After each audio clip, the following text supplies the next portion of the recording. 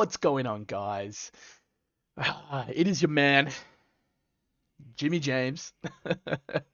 I'm here with you today to bring you my top 16 OCE Nationals deck profile with red, yellow, Sin, the Omega. Um, we we piloted through a very big day. Um, through 9 rounds, and it was absolutely grueling, but we did it. Thank God they were best of ones. Let's put it that way. But yeah, no, it was completely awesome. Yeah, we had such a awesome experience as always. We absolutely love these events, and that's why we travel for them, right? So yeah, today I bring to you my red yellow sin. So as you can see, I don't know, like to be honest, this is the funny thing. I haven't looked at any deck profiles for red yellow sin, which is funny because um my teammate Jake Wheeler, that placed second in Swiss. Congrats, bro, who was running Crimson. He helped me build this, and it just went so good. I added little things here and there that I reckon might have worked a little bit better. Like, the rage, um, the rage sins and the Shenrons and the secret rare radiant Saiyans and the intensifying power trunkses, but we'll get to that in a second. But yeah, we had an awesome day. We piloted through two Crimsons, two Gammas, an SS4, I think a mirror sin as well. That was also a red yellow variant. A Vegito, and then an Android 21 and a Hachiyak. So it was a big day, but we got through it. And it was, yeah, absolutely awesome. Couldn't be more happy with myself going X and 2 with that one. So we'll start off now. We'll get straight into it. I'll do the shout outs and everything at the end of the video. So you guys hopefully tuning in long enough to um, put up with all my chitty chatty madness as I always do. But yeah, so we'll start off with this one here, the Super Neutron Shenron. Now, I know this card was very debatable. A lot of people thought it was just trash. For me, this card came in clutch for my searches simply because there would be times, even though with the amount of draw power Sin does have, it was I, I still wouldn't see certain pieces that I would have liked to see. So this being a one cost, turning into a one cost from the permanent ability, if your leader card's a red Shadow Dragon, which of course, and being able to look at the top 5 cards and add one Shadow Dragon with a 4 or less energy cost to your hand is very nice. Simply because it searches out the Sin Shens here, the Dread Destroyers, your 2 costs here. Your Ice and your Nova, and then like your Haze and your Oceana. So it's just and even your Rage. So it opens up all those possibilities for you to kind of grab what you need, especially if you're kind of going into the long game against blue because they intend to control the game, and this is a bad boy that you really want to hold dear to you, especially when you're on your Z Awaken side. But we'll get to that in a second too.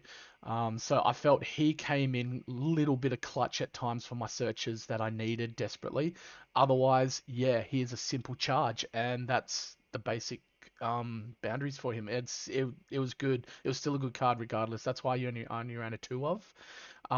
We chose to run. Obviously, we got the playset the 4 of the Sin Shenron Dread Destroyers. This card's amazing for 1 energy, and obviously it's limit 1, but you're playing him and you're drawing a card.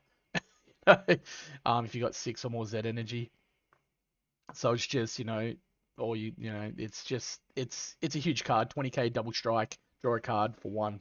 It's amazing.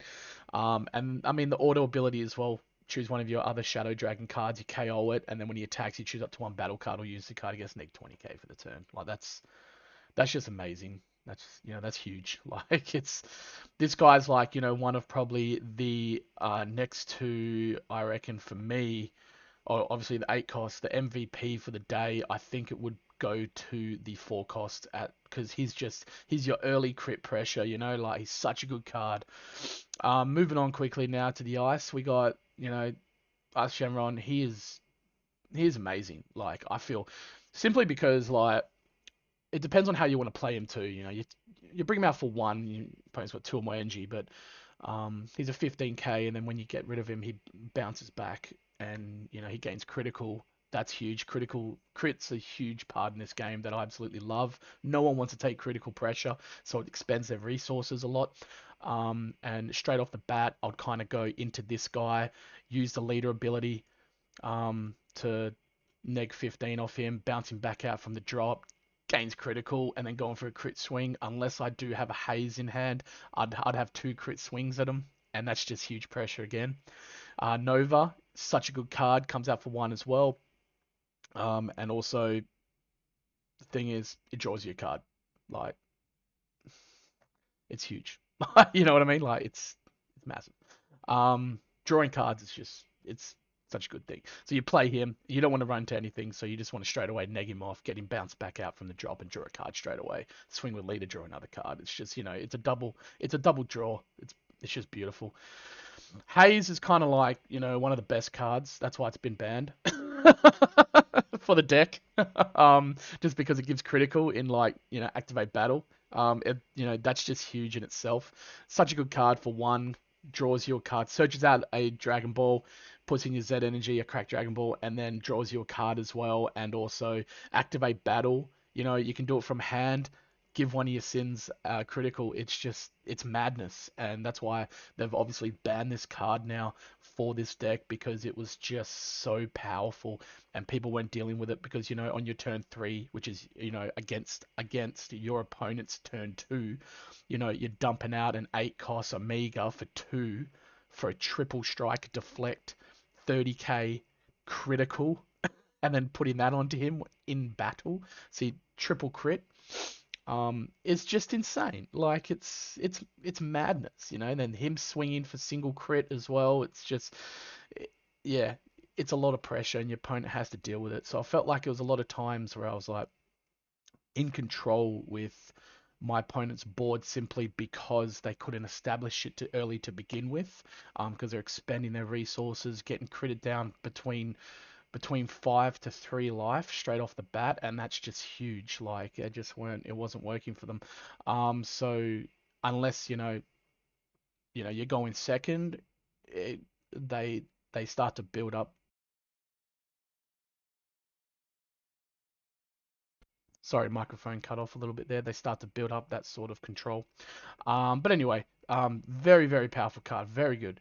Love it to death. Oceanus, another great card. If if your opponent has 3 or more energy, you can activate this main by giving one of your sins barrier as well. So we played 4 of her, of course. Another draw card, gets a ball from your deck, adds it to your Zen energy. It's another plus. So yeah, we got 4 of her. Rage Shenron. So this is the card I was talking about before. Such a good card. When you're on your Zed Awaken, which is huge, you can negate, play him, and then for free, and then he's a blocker as well. On top of that, he's a 15k critical.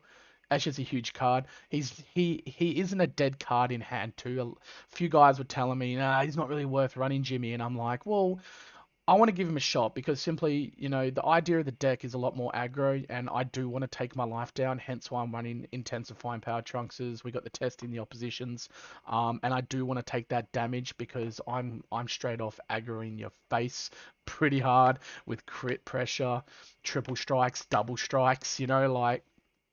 And I want to get down to Zed Awaken too, because then I can use my abilities. My leader's a double strike, he's a 20k flat base. And the fact that I've got access to this guy that I can play for free as well. And I thought this card was amazing. He isn't a dead card, he's still a 5k combo in hand, or he's also a guarantee just charge for you. You don't have to think about it as much, so it kind of eliminates that process on, what do you charge next turn. So straight off the bat, if I had him in my first hand, and or certain cards that I feel would have done me well, I would have just straight off gone, cool, all right, I'm doing the super neutron, or I'm doing the rage. I already have them on top of my hand. I'm just like, cool, done, charge that, you know we're sorted. And then move on to my next step. So it's such a good card. I felt he was one of my favorite cards for the day. He saved me in a few games, which was absolutely wonderful. The big boy, the Omega Shenron. This guy's the reason why the deck is just so busted, man. Like for 2, comes out, his deflect triple strike, 30,000.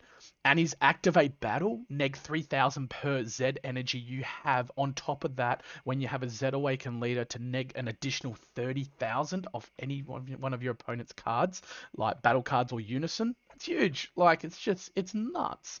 And then on top of that, when you're looking at him, you go, all right, you go activate battle, you can give him critical with the haze, and then on top of that, activate main before that step and give him barrier as well. So you got a 30k triple strike barrier and crit going in for a swing. Is just huge. Your opponent really has to deal with it because then that makes him stick. And he's just, that's the reason why he was a limit one, you know. But that's where I like to get down to my Z Awaken as quick as I can because you can play two of him off the leader, off the Z Awaken leader ability on the same turn, which is even more busted. So I see why they banned the haze, right? Like that was probably like maybe, I feel a better move for the deck strategically, but this card still, makes it real good, real busted.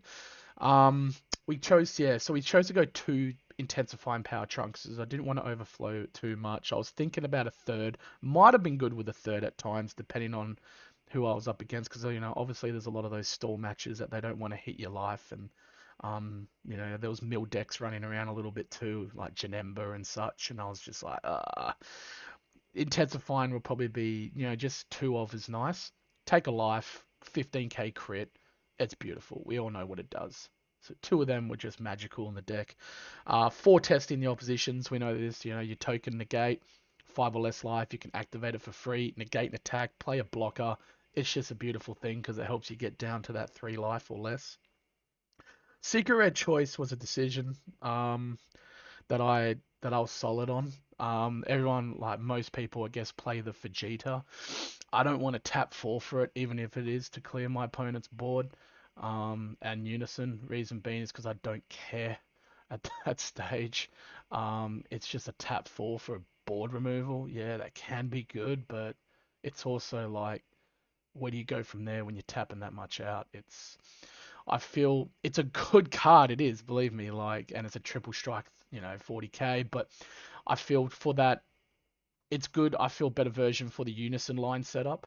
For that mechanic setup, you wanna prolong the game a little bit more. You're playing unisons and stuff. Like, yeah, the Vegeta's amazing, but the Radiant Saiyans is more of your early game pressure because turn two you dump that out. It's another 0-10k combo.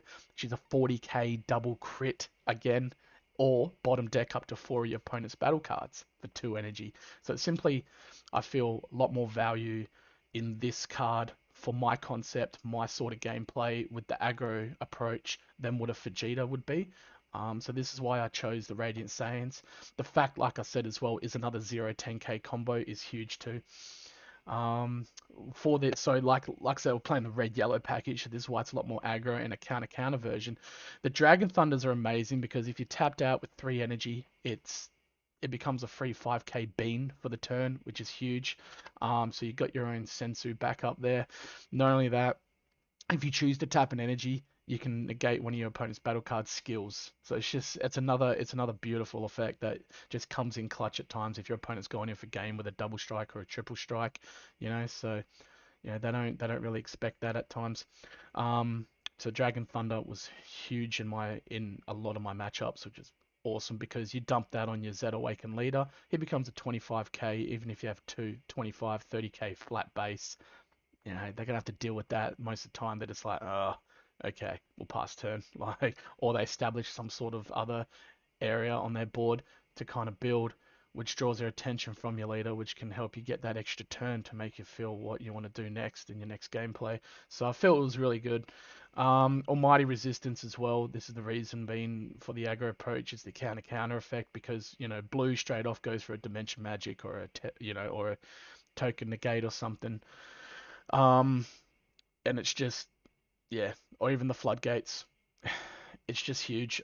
You counter, done, and then going in for game, making them expend more resources, so they're dropping additional cards to what they thought they would originally have to deal with. So such a great card if you're going for that. Obviously, yes, 6 cracked Dragon Balls. Move on to the next step. Broly Crowns. Broly Crowns are huge. I love this card so much. Not the fact that it's simply Broly, but the fact that, you're going to punish your opponent every time for having 2 open energy, right? Looking at the hand, taking a 20k or less battle card from it, send it straight to the drop, and you're good. But, most of the time you get out of Floodgate, something that's you know, pretty threatening, or even just a simple super combo, and it's just also always information in your hand, so you can have a look at it. Um, Most of the time now, people do know red decks are going to run a Broly, so they do keep an energy active. That's why we only run 2. This card was a side in and side out to certain factoids of what I wanted to go through against Crimson. Crimson players, a lot of them know what to do against this deck, against red decks. That's why they're, if you're a very good Crimson player, like a fair few I know are, they know how to handle this sort of situation. So this card was actually, for me, when I was going up against most people like that, I was like, I could kind of see where we were at. I was like, I'll side this card out and see how we go, and it did. It worked for me a lot of the times.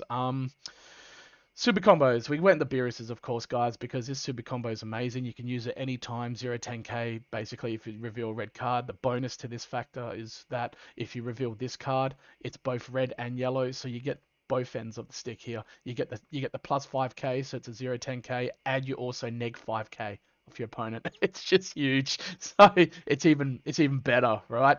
So that's obviously that super combo blends well with the Almighty Resistance if you reveal that card. Beerus Ball, simply for the floodgates, because you don't want to be, you know, being held back too long, especially against, with an aggro deck, because you run out of gas by turn 5, really, I feel. You're just like, Sin's okay. I feel like it can kind of keep that battle going, but it starts to struggle real hard, this deck, with it. And I'm just like, yeah, I've got to have those Beerus Balls in it to counter those floodgates. The fact that if I do choose to charge an Almighty Resistance gives away my game plan a little bit at the beginning, because I don't intend to charge a yellow unless I'm into turn 3 or 4, because then that's when they go, oh, you're not playing the Unison package, and it's like bang straight into the Almighty Resistance, and they're like, whoa. Yeah, so I was like, this kind of just becomes free when you have a dual color in your energy. So it's huge. You can just take a life as well.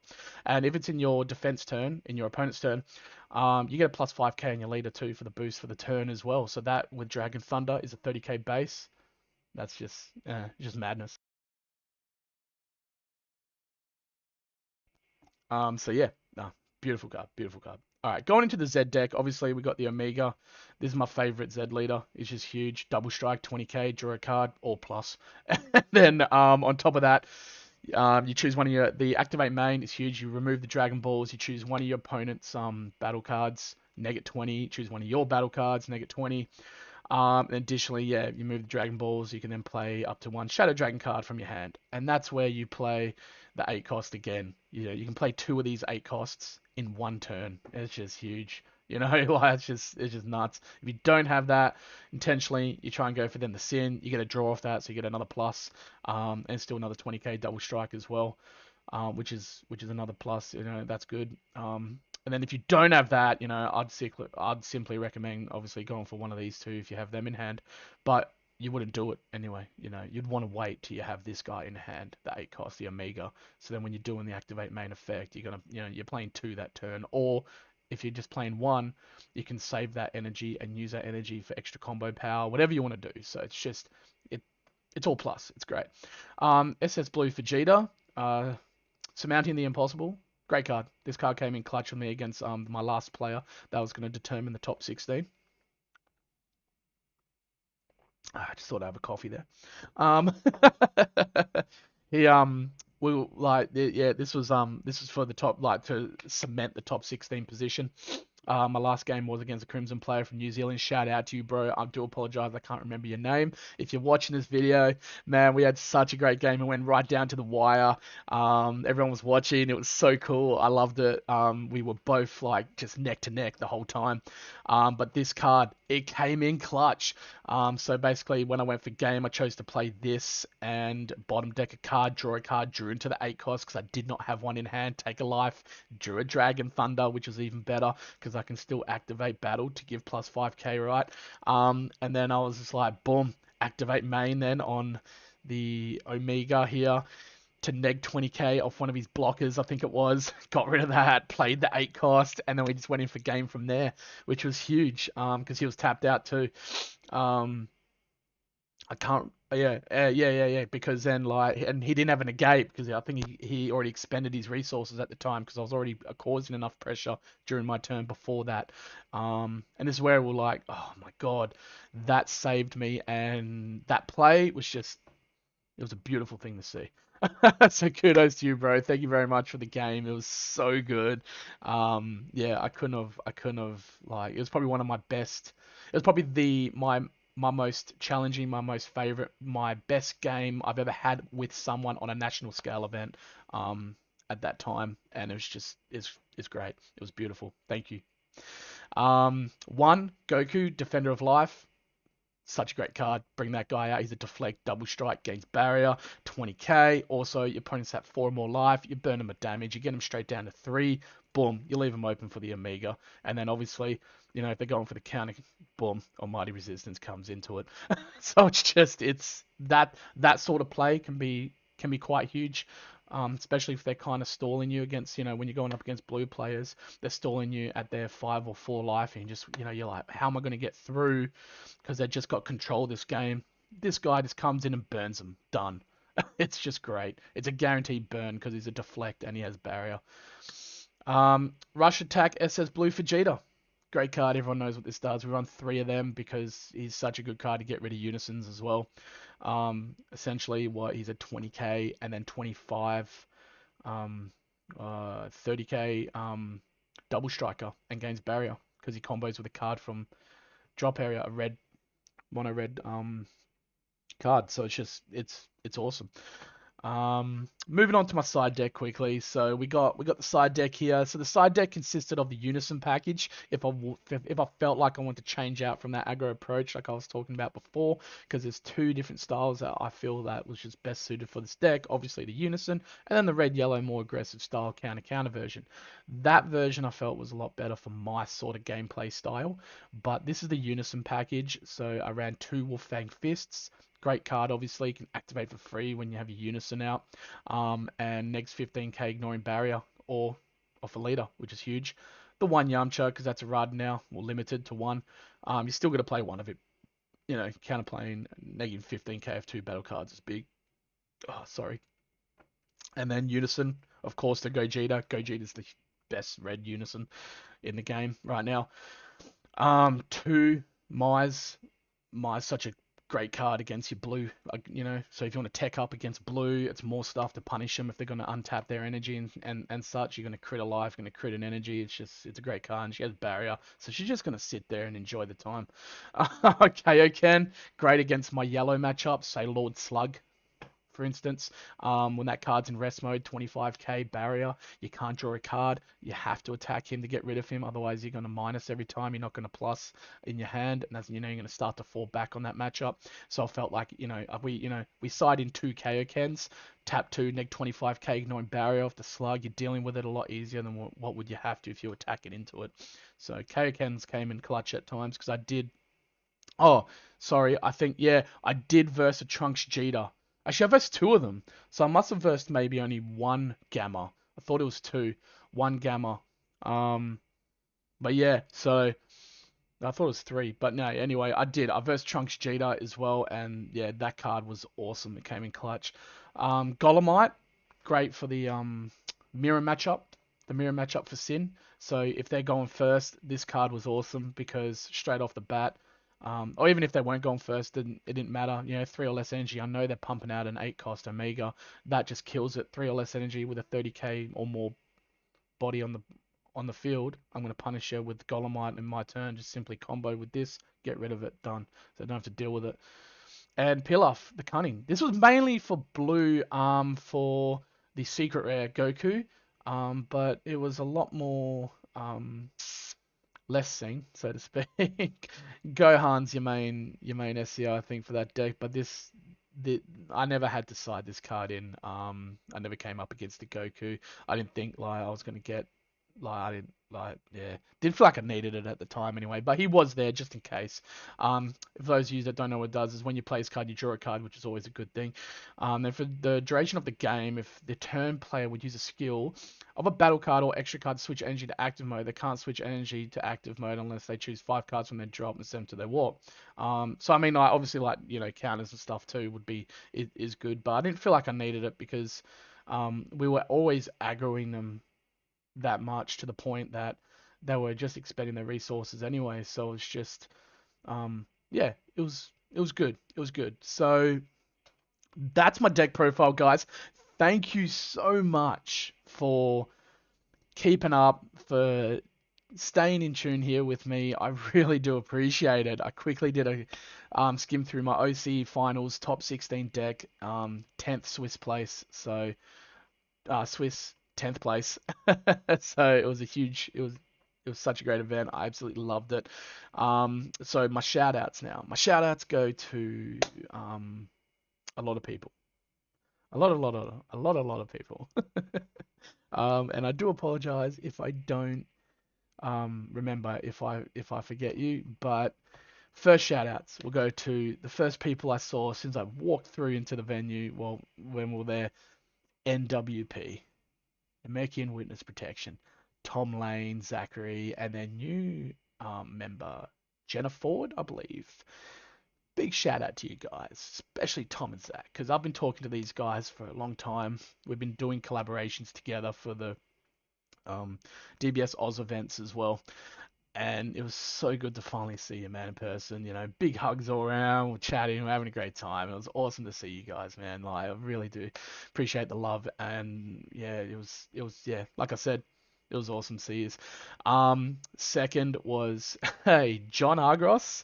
Peter Proctor from Collectors Company, card gaming company. John came up to us as well. I didn't see where he was. He just came up behind, and the guy's full of passion. I love it, man. Your hype is just insane. It's great. So it was lovely to meet you, man. Finally, and also Peter as well, man. You guys are amazing. You guys do a great job at Collectors Company. All-star players as well. So thank you very much as well for the shout outs. And Jesse as well. You're doing a great job with your team, man. Thank you for the shout out as well on Facebook. Really appreciate it. Double sleeved for streaming the event. Guys are amazing. We couldn't have asked for anything more because we didn't expect it, and it was just wonderful to have a stream there. So you guys put in the hard yards, put in the hard work, and it's amazing. It's great to have a solid content creation here from your page or what you. Sorry, I do apologize. My mic keeps cutting out.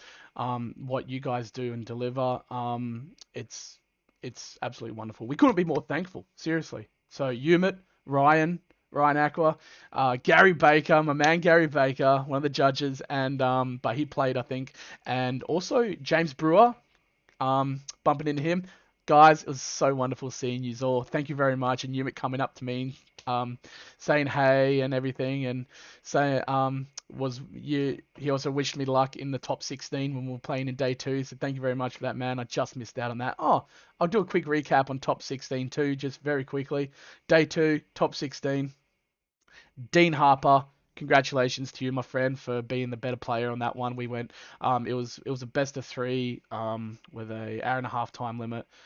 He won 2-1. He was the only one that was playing red, yellow, sin as well, and we were both matched up, so we had the mirror, and it was a very tough, intense game. It was very close. Yeah, yeah. He just got me in the end on game three, right down the wire. So congratulations, my man, and it was good meeting you too. We had a bunch of great games there too, so that was awesome. But yeah, like I said, shout out to Double Sleeve. You guys are amazing. Keep doing what you're doing. Also Jake Mills, Vegito player, man, you're amazing. Thank you very much for the chats, man. We had a great game. And yeah, it was great seeing you, catching up and everything. And meeting you there. Also Ryan George, the head judge for the event. Man, you do always an amazing job. Um, what can I say? You're a wonderful person. You're a rock star, bro. Keep doing what you're doing. Despite the fact of anything, I know everyone always talks and says stuff, but regardless, everyone's always still appreciative that, TAC Games yourself bring these events. They help spearhead and put together these events and make them run as smooth as possible. And we always recognize that. I always recognize that. So thank you so much, my friend. Awesome and great seeing you in person too. Um, and of course, Crystal and Trent. Crystal I've known for since the beginning, 5 years now. Thank you, Crystal. Tac Games, Trent. Thank you guys for bringing us another awesome event. Us Perth boys always appreciate it and love you for it. Um, there isn't any more that we could say except for how much we love you all. But yeah, no, it was great. It was absolutely wonderful. Um, so it's always great. If there's anyone else I'm missing that I can't think of right now, I do apologize. But thank you so much to everyone for the love and the support for Team PX3. We hit second, third, 10th, and 22nd in the event. That is huge. So PX3, I feel we made an impact. We made an impact, and it was great. Showed everyone just how strong the team is. So it was really wonderful. So again, yeah, thank you to everyone. Also, Max Kennedy, big shout out to you, man, just quickly, because you shouted me out in your channel. Great meeting you too, bro. Tyson Els, of course, I just remembered now, bro. Yeah. Kai Hanley, yeah, yeah. Oh, God. So, everyone, there we go. I'm chugging in people I'm quickly remembering before I finish off this video right now. But yeah, thank you very much, guys. Really appreciate it. I love you all, and I will see you on the next one.